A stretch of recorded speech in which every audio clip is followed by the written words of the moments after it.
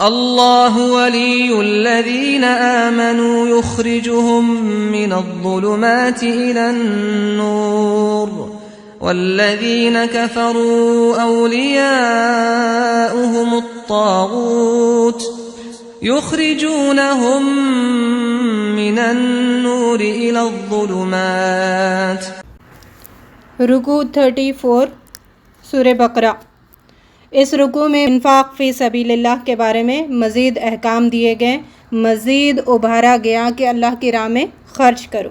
اے ایمان والو، اللہ کے راستے میں خرچ کرو قبل اس کے کہ وہ دن آئے جس میں نہ خرید و فروخت ہوگی، نہ دوستی کام آئے گی اور نہ سفارش چلے گی۔ یہ 4 چیزیں ہیں جو قیامت کے دن انسان محروم ہو جائے گا۔ جو دنیا میں ان چیزوں کو لے کر کامیاب ہونا یا پھر فلاح پا جانے کی کوشش کرتا ہے، وہ 4 دروازے بند ہو جائیں گے۔ نہ خرید و فروخت ہوگی، نہ دوستی کام آئے گی، نہ سفارش چلے گی۔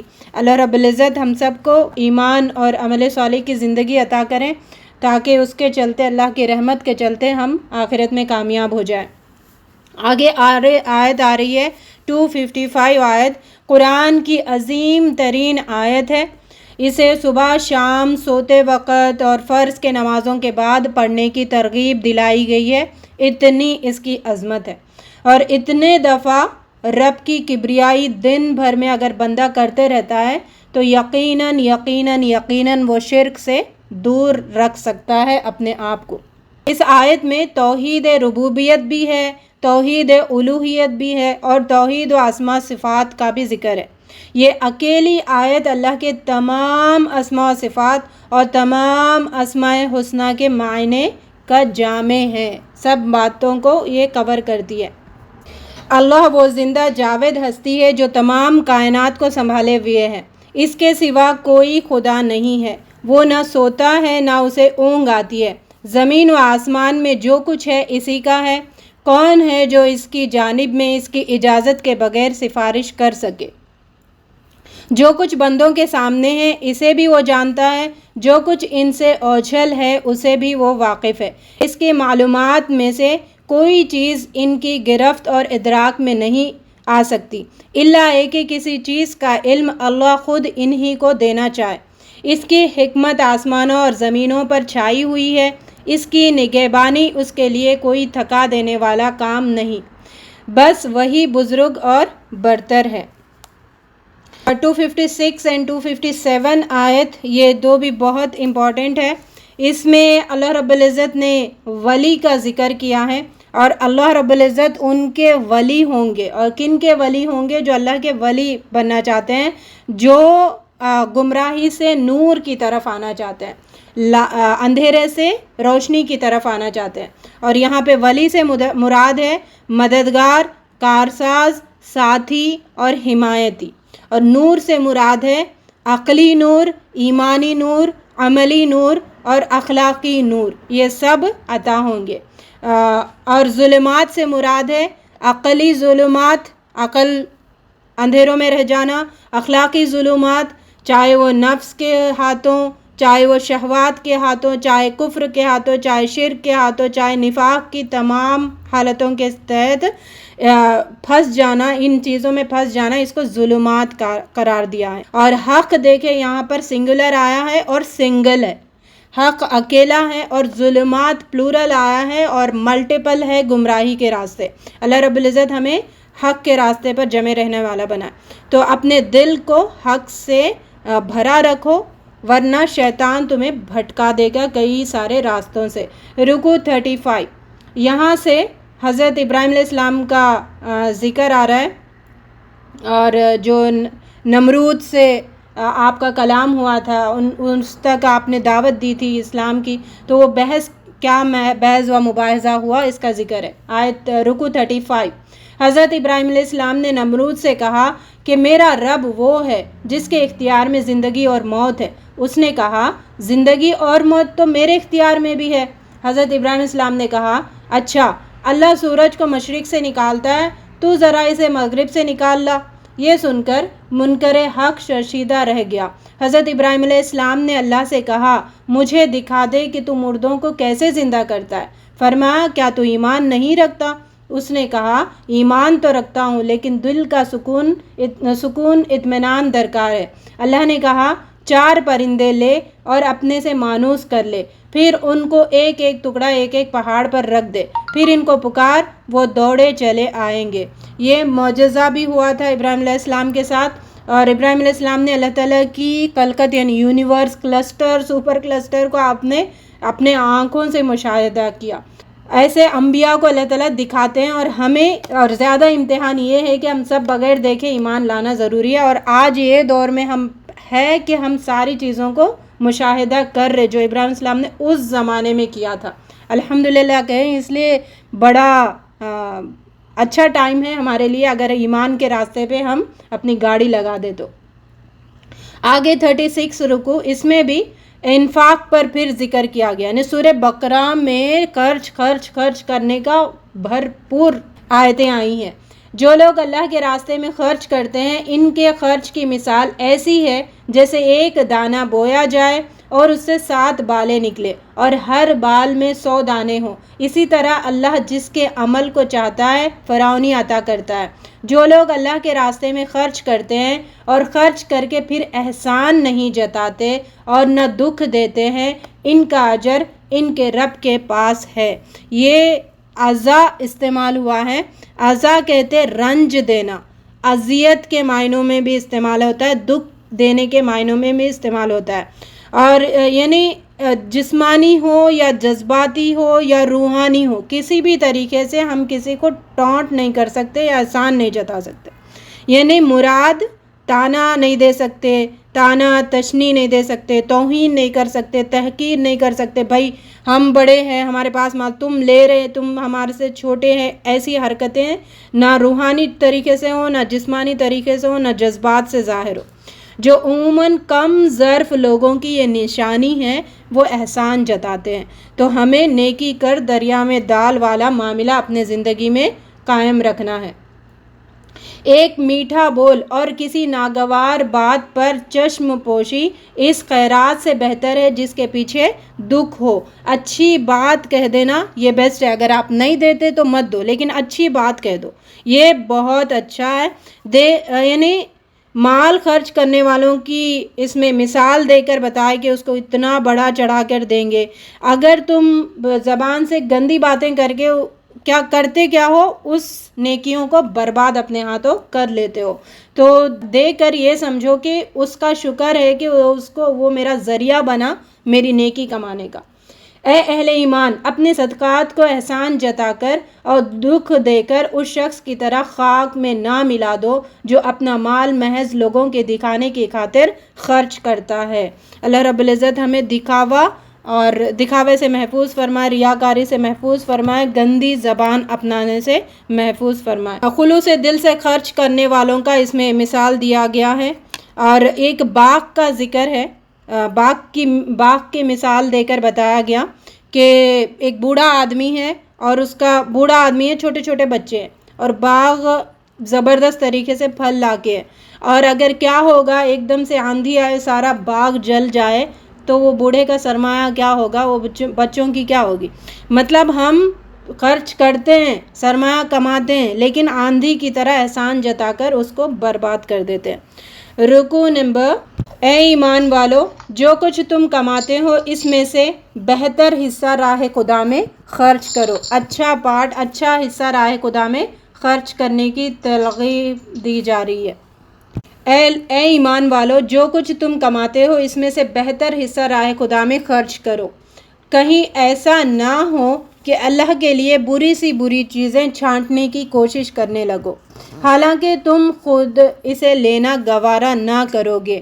یعنی انسان کی جو اخلاقی برائی ہے اس پہ فوکس کیا گیا۔ دینے کے لیے اٹھا کے ردی اور کباڑ اٹھا کے دے دیتے ہو، اپنے لیے اچھی چیزیں بناتے ہو، اور یہ معاملہ اللہ کے ساتھ بھی ہم کرتے ہیں، اس سے روکا گیا۔ جان لو کہ اللہ بے نیاز ہے اور بہتر صفات سے متصف ہے۔ شیطان تمہیں مفلسی سے ڈراتا ہے، فحش کا حکم دیتا ہے۔ اللہ تمہیں اپنی بخشش اور فضل کی امید دلاتا ہے۔ اگر اپنے صدقات علانیہ دو تو یہ بھی اچھا ہے، چھپا کر حاجت مندوں کو دو تو یہ تمہارے حق میں زیادہ بہتر ہے۔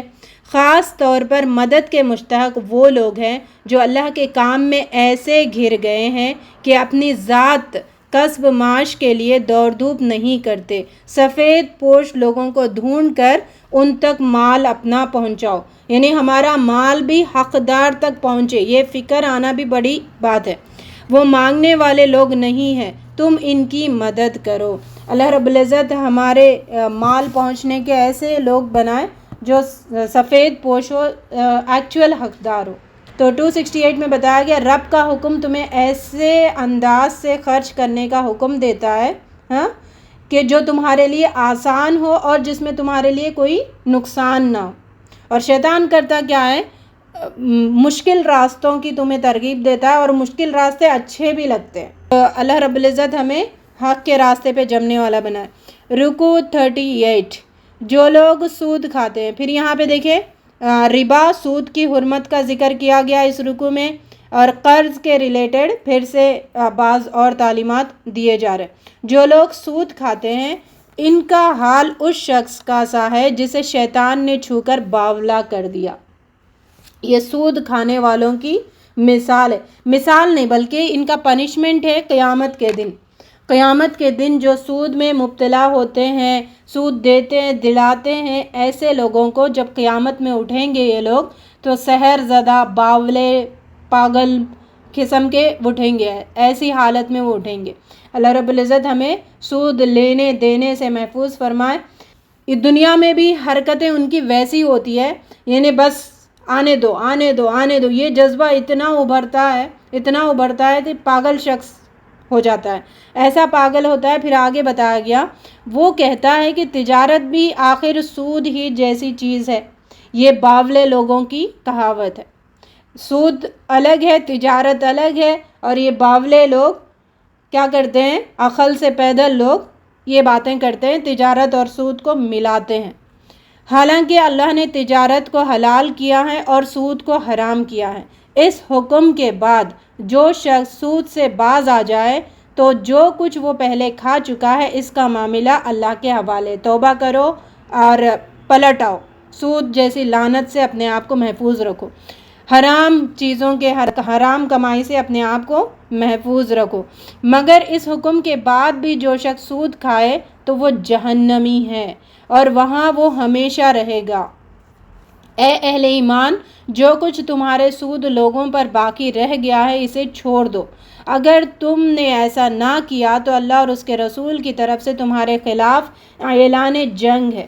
یعنی اس بات پہ اللہ اور رسول نے کسی بھی بات پہ جنگ کا ذکر نہیں کیا، جنگ اور اتنی وعید عذاب کا ذکر نہیں کیا، یہاں پر کیا۔ یہ اس وجہ سے کہ معاشرے کے جو سسٹم ہے، نظام ہے، اس کو درہم برہم کرتا ہے، درارے ڈالتا ہے، لوگ دوسروں کے مال حرام طریقے سے چھیننے والے بنتے ہیں۔ اس وجہ سے اس پہ اتنی سخت وعید ہے۔ اللہ رب العزت ہمیں اس گھنونے گناہ سے محفوظ رکھے۔ جو قرض دار، یہاں سے قرض کے ریلیٹڈ احکام ہے، جو قرض دار تنگ دست ہو تو ہاتھ کھلنے تک اسے مہلت دو، اور جو صدقہ کرو تو یہ تمہارے لیے زیادہ بہتر ہے۔ قرض دے دیے تو اس کو مہلت دو، اور اس کے ہم نے احکام کیا ہے وہ ہم نے پڑھ لیے تھے ڈیٹیل میں، یہاں پہ مختصر نظر۔ رکوع 39، یہ آیت قرض لین دین کے بارے میں ہے۔ اس میں ساری لین دین سے جو بھی تعلقات ہے وہ سب باتیں اس میں بتائی گئی ہے۔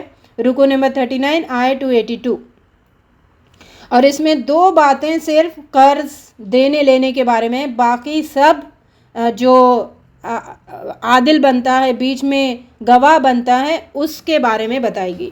اے اہل ایمان، جب کسی مقررہ مدت کے لیے، یعنی مدت فکس ہونا ضروری ہے، ایک ٹائم فکس ہونا ضروری ہے، آپس میں قرض کا لین دین کرو تو اسے لکھ لیا کرو، اور لکھنا ضروری ہے۔ یہ دو چیزیں لین دین والوں کے ساتھ ہیں، مدت فکس کرو اور لکھ لو۔ اور اپنے مردوں میں سے 2 آدمیوں کو اس پر گواہ بنا لو. یعنی اچھا 3 چیزیں ہیں. تیسری چیز کیا ہے؟ گواہ بناؤ. گواہ مقرر ہونا چاہیے. گواہ 2 مرد ہو یا پھر اگر 2 مرد نہ ہو تو 1 مرد اور 2 عورتیں ہوں، تاکہ ایک بھول جائے تو دوسری اسے یاد دلا دے. یعنی گواہوں کا وہ عدل پر ہونا اور صحیح بات کرنا، سچی بات کرنا، یہ بھی یہاں پہ فوکس کیا گیا. لوگوں کو جب گواہ بننے کے لیے کہا جائے تو انہیں انکار نہ کرنا چاہیے. تجارتی لین دین جو تم آپس میں کرتے ہو اسے نہ لکھا جائے تو کوئی حرج نہیں، مگر گواہ کر لیا کرو. ہاں، عام بزنس جو خرید و فروخت ہوتا ہے وہاں پر گواہ کی ضرورت نہیں ہے. بل جو فاتورہ لیتے ہیں وہ کافی ہے. شہادت ہرگز نہ چھپاؤ. جو شہادت حق چھپاتا ہے اس کا دل گناہ میں آلود ہے. تو گواہوں کو بتایا جا رہا ہے کہ تم جو گواہ بنے تو عدل پر گواہ بنو. کالبیلی مت کرو کسی ایک کا ساتھ دینے کے لیے، دوسروں کے ساتھ ناانصافی مت کرو. رکوع 40 یہ آخری رکوع ہے اور اس میں دعائیں سکھائی گئی ہے اور دعا سے اس سورت کا اختتام ہو رہا ہے. پھر پہلی آیت میں اللہ کی ربوبیت، اللہ تعالیٰ کی تعریف، وحدانیت کا ذکر ہے. آسمان اور زمین میں جو کچھ ہے سب اللہ کا ہے. تم اپنے دل کی باتیں خواہ ظاہر کرو خواہ چھپاؤ، اللہ بہرحال ان کا حساب تم سے لے گا. اللہ کسی متنفس پر اس کی مقدرت سے بڑھ کر بوجھ نہیں ڈالتا. جو کوئی نیکی کمائے گا اس کا پھل اسی کے لیے ہے اور جو بدی سمٹے گا اس کا وبال اسی پر ہے. ایمان والو یوں دعا کیا کرو، اے رب ہمارے، بھول چوک میں جو قصور ہو جائیں ان پر گرفت نہ کیجیے. مالک ہم پر وہ بوجھ نہ ڈالے جو تو نے ہم سے پہلے لوگوں پر ڈالے تھے. پروردگار جس بار کو اٹھانے کی طاقت ہم میں نہیں ہے وہ ہم پر نہ رکھ. ہمارے ساتھ نرمی فرما، ہم سے درگزر فرما، ہم پر رحم فرما. تو ہمارا مولا ہے، کافروں کے مقابلے میں ہماری مدد فرما. یہ 2 آیتیں آخری کی نبی صلی اللہ علیہ وسلم کو معراج پہ دی گئی ہے. معراج میں تحفے کے طور پر دی گئی ہے. اور معراج میں جو 3 چیزیں دی گئی نا، ایک تو نمازوں کا تحفہ دیا گیا، ایک یہ آخری آیتیں، اس میں جبرائیل السلام بیچ میں نہیں تھے، ڈائریکٹ اللہ تعالیٰ نے تحفہ دیا. اور تیسری تحفہ ہے کہ تم شرک نہیں کرو گی، امت آپ کی شرک نہیں کرے گی تو ان کو معاف کر دوں گا، یہ بھی بتایا گیا. اور شرک میں اتنا وسیع شرک کا ٹاپک ہے، اگر کھولا جائے تو ڈو اینڈ ڈونٹ پہ بات ختم ہوتی ہے. اللہ رب العزت ہم سب کو جو سنا ہے اس کو اپنے ایمان کو تازہ کرنے کا سبب بنا. سورہ آل عمران 3rd سورہ آف دا قرآن، رکوع نمبر 1. اس سے پہلے اس کی مختصر انٹروڈکشن.